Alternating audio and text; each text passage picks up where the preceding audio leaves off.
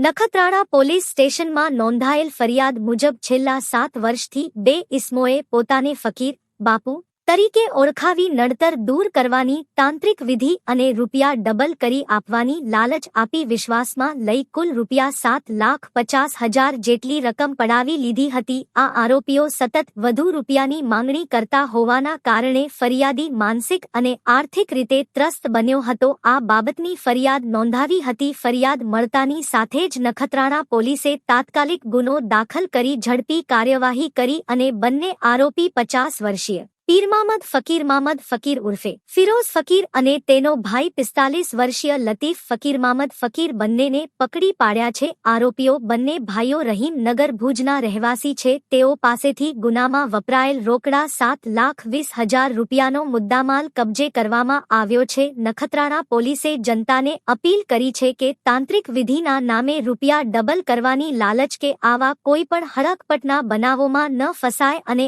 આવી કોઈ ઘટના બને તો તાત્કાલિક નજીકના પોલીસ સ્ટેશનનો સંપર્ક કરવો।